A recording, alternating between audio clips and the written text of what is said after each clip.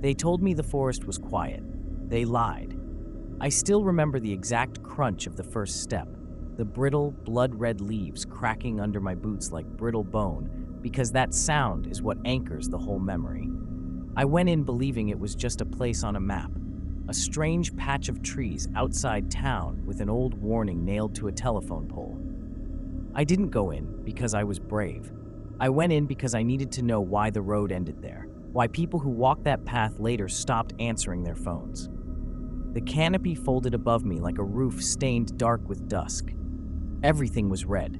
The leaves, the mist that hugged the ground, even the light that pushed through seemed painted with rust. The air tasted metallic, like pennies and old blood, and every inhale left a thin, cold film on the back of my throat. Sound behaved badly in that place. At first, there was only the attentive hush you find at the center of a storm, then small, deliberate noises that didn't belong to the forest. A twig snapped when no foot struck it. A breath shivered 3 feet to my left and belonged to nobody I could see. I noticed the eyes at the same time I noticed I was being watched. At first, they were only impressions, knots in bark, round shadows, but they gathered into something precise and obscene as I walked. Ovals of black and red sunk into trunks, glossy and wet, rolling slowly to track me. They blinked with a slow, deliberate patience that made my stomach drop. They were not animal eyes. They were too human in their awareness, too intimate in their accusation. When I stopped moving, every eye in the row of trees ahead and behind me turned inward, like a ring closing. I tried to laugh it off. I told myself it was pareidolia, the mind making faces from wood. I told myself stories about fungus and knots and clever lighting. But later that evening, alone in my apartment with the curtains drawn and the kettle steaming, those round, patient orbs pressing against the hollow of my skull from somewhere far away. I could feel their timing syncing with my heartbeat. Small things unstitched first. My footprints faded within minutes, as if the earth had decided to swallow evidence. My voice seemed thin there, my words hollowed out and returned as cousin noises I couldn't parse. Once, I swore I heard my own name, spoken from between trunks in a voice that sounded like me but thinner, like a recording played through a badly tuned radio. I should have turned around then. Instead, I stepped deeper because curiosity has teeth and it will bite you when you hesitate. Deeper is where the path narrowed and the trees grew older, their bark stretched tight over eyes that watched not with malice, but patience, patient as hunger.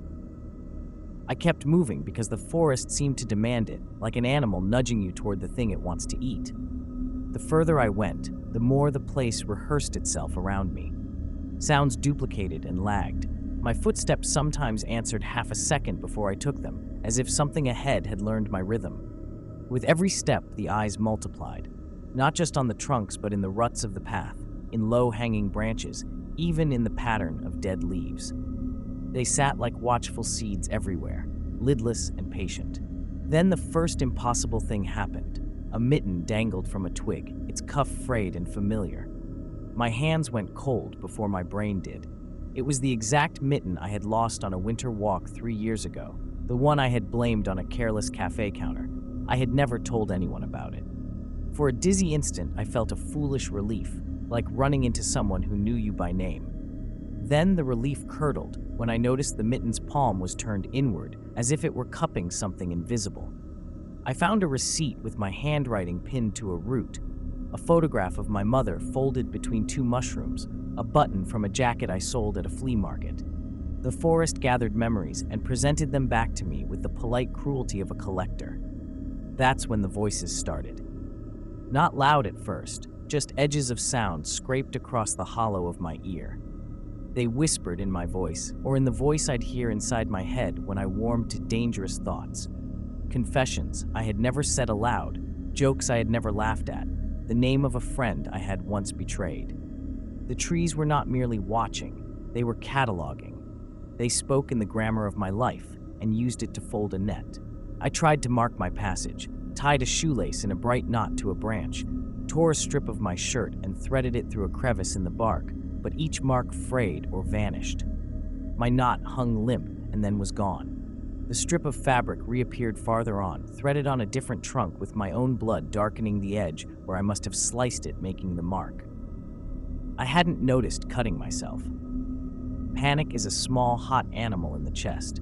Mine paced and scratched until it found a door. I ran. The eyes tracked the motion and sharpened their focus. They seemed to swell with attention, like pupils dilating. Branches reached with slow, patient fingers and tapped my shoulders as I passed, not hard enough to bruise, but intimate enough to prove contact. The tapping imitated the rhythm of my pulse. Behind me, something began to shape itself, a regular beat of footfalls that matched mine, an echo that was not merely sound but presence. Then I saw them, footprints layered over mine. They were not my size, they weren't entirely human. They were flat and long, with a smudged heel that suggested weight being distributed in a wrong, deliberate way. They walked in my path, exactly one step behind each of my own. At the edge of hearing, a new sound joined the chorus, a soft, pleased whisper in a voice like someone reading from my private diary. It said, casually, "Good, now we know how you move." I thought running would outrun the feeling, that speed could unhook whatever patient thing had latched onto my rhythm. It only taught it how to mirror me faster. The path folded and refolded like a page of the same book, each turn bringing me face to face with a new arrangement of trunks, a new set of eyes that glinted with satisfied curiosity. The moon, if you could call the sickly wash above that a moon, thinned until it was a slit, and the forest's breath was the only clock I could read. I tried to call for help, but the phone clicked like a toy swallowed by static. When I left a voice message, my own voice came back to me layered and wrong, slower, soaked in the wet grain of bark.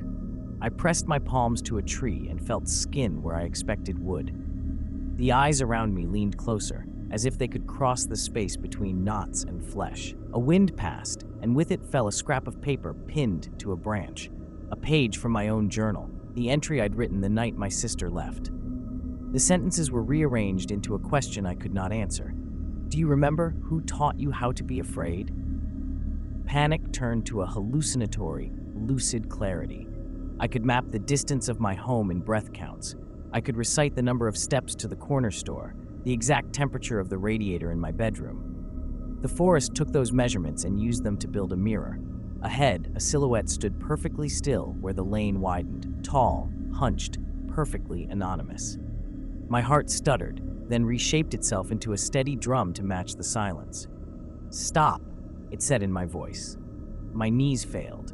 The silhouette stepped forward, and the lamplight caught what I had feared would be a person resolved into a trunk that bore my face.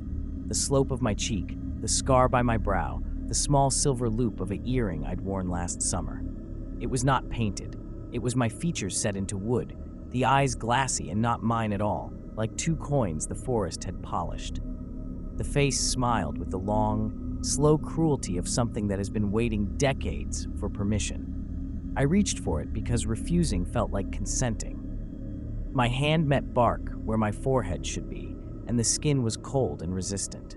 When I pulled back, a strip of my own hair clung to the groove, and the smell of me, shampoo and sweat and the faint copper tang of fear, bloomed for a second, then settled into the tree as if it had always been there. I laughed, because laughter is a small mercy, but the sound unstitched into a chorus of echoes that started to recite my life. First the small kindnesses I forgot, then the betrayals I'd kept folded inside the palm of my memory.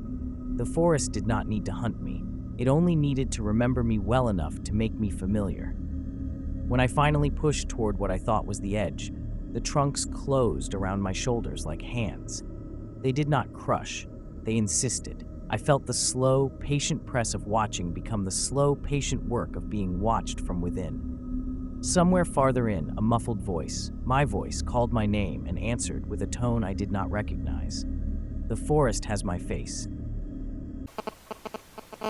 Subscribe to Horror Story Bar.